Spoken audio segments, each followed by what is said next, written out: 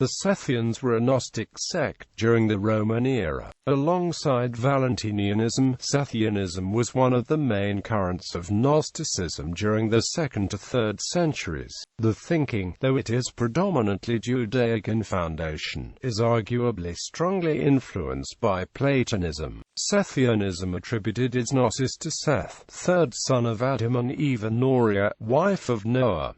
Mentions of the Sethians. The Sethians are first mentioned, alongside the Ophites, in the 2nd century, by Irenaeus and in Pseudo-Tertullian. According to Frederick Wyss, all subsequent accounts appear to be largely dependent on Irenaeus.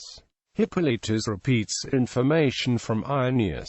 According to Epiphanius of Salamis, Sethians were in his time found only in Egypt and Palestine, although 50 years before they had been found as far away as Greater Armenia. One of the sources of Epiphanius, the lost syntagma of Hippolytus of Rome, was also the source for Christian heresies before Nitus in Philaster's catalogue of heresies. Nathaniel Lardner noted that Philaster places the Ophites, Cainites, and Sethians as pre-Christian Jewish sects. However, since Sethians identified Seth with Christ, Philaster's belief that the Sethians had pre-Christian origins, other than in syncretic absorption of Jewish and Greek pre-Christian sources, has not found acceptance in later scholarship.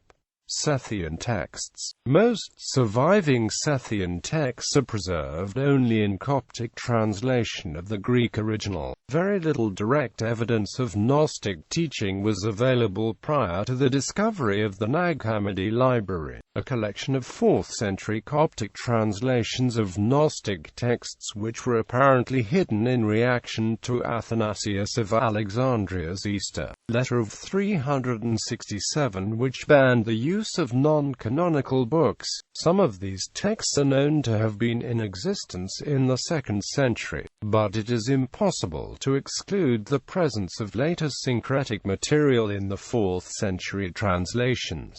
The Gospel of Judas, Nag Hammadi Library, the Apocalypse of Adam, the Apocryphon of John, the Thought of Norea, the Trimorphic Pratenoi, the Coptic Gospel of the Egyptians, Zostrianos, 3 Steles of Seth, Marcin's Allergenes, the Untitled Apocalypse. Teachings. Commonly, the Sethian cosmogonic myth describes an intended prologue to the events of Genesis and the rest of the Pentateuch, which by its emendation brings about a radical reinterpretation of the typical Orthodox Jewish conception of creation, and the divine's relation to reality.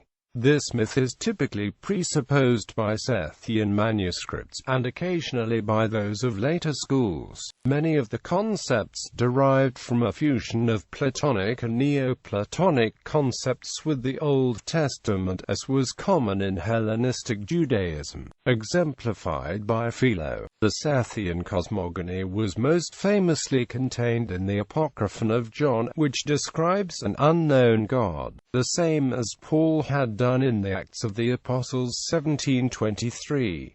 While one conception defines God through a series of explicit positive statements, called cataphatic theology, themselves universal but in the divine taken to the superlative degrees, as well as being explicitly male, he is omniscient and omnipotent. The Sethian conception of God is by contrast defined through negative theology exclusively. He is immovable, invisible, intangible, ineffable. This apophatic theology mode of thinking about God is found throughout Gnosticism and also has precedence in some Judaic sources. The emanation of the spiritual universe.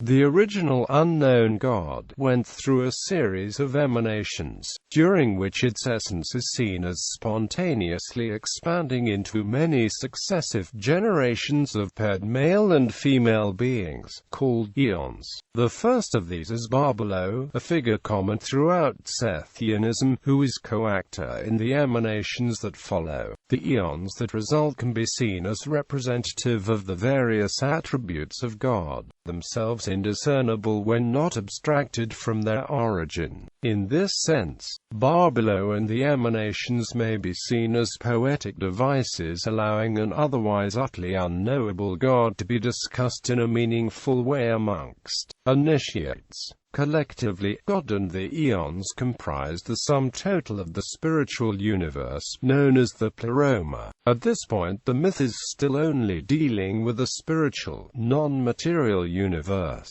In some versions of the myth, the spiritual eon Sophia imitates God's actions in performing an emanation of her own, without the prior approval of the other eons in the Pleroma. This results in a crisis within the Pleroma, leading to the appearance of the Yaldabaoth, a serpent with a lion's head. This figure is commonly known as the Demiurge, after the figure in Plato's Timaeus. This being is at first hidden by Sophia but subsequently escapes, stealing a portion of divine power from her in the process. The creation of matter. Using this stolen power, Yaldabaoth creates a material world in imitation of the divine Pleroma. To complete this task, he spawns a group of entities known collectively as archons, petty rulers and craftsmen of the physical world. Like him, they are commonly depicted as theriomorphic, having the heads of animals. Some texts explicitly identify the archons with the fallen angels described in the Enoch tradition in Judaic Apocrypha. At this point the events of the Sethian narrative begin to cohere with the events of Genesis, with the Demiurge and his archotic cohorts fulfilling the role of the creator. As in Genesis, the Demiurge declares himself to be the only God, and that none exists superior to him. However, the audience's knowledge of what has gone before casts this statement and the nature of the creator itself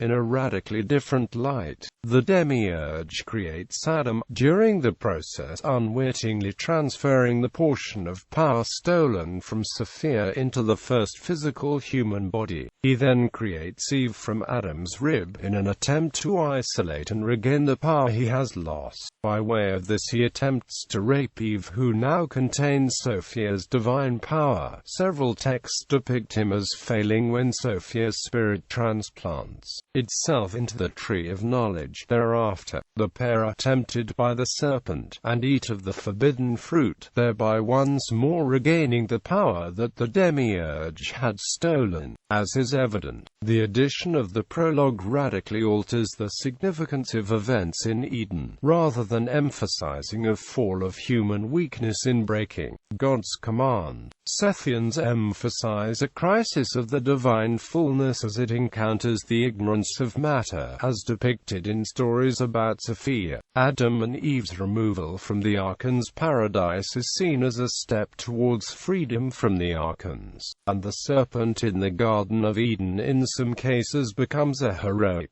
salvific figure rather than an adversary of humanity or a proto-Satan. Eating the fruit of knowledge is the first act of human salvation from cruel, oppressive powers.